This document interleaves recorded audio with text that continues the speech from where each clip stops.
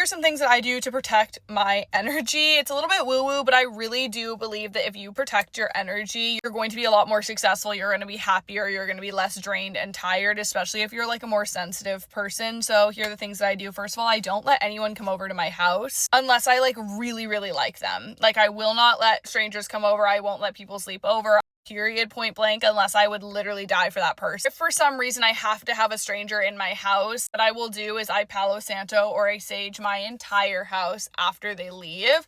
The next thing that I do is I sleep with crystal underneath my pillow. I sleep with obsidian. That's supposed to be really protective and protect you of negative energies. I also have a little obsidian in my car, and I also have one right beside my front door.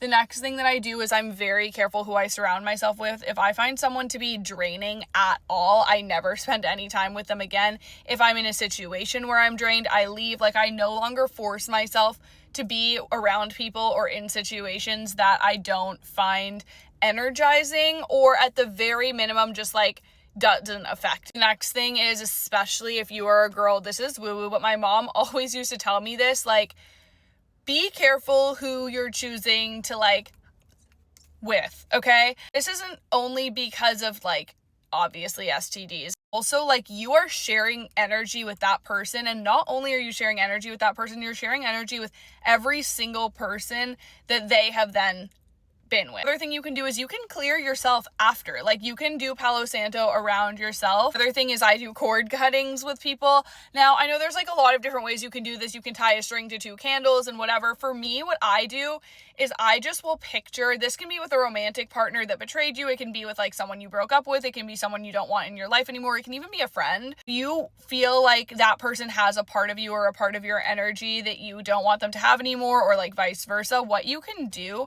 is you literally will just lay and picture. I try to get into like a meditative state, and I picture all of my energy coming back from them and all of their energy leaving me. And what I will also do is I will picture like a string attaching me to that person, and I literally, when I picture it, like I can feel it, and I just snip that shit with some scissors in my head. I don't know what it is, but it works.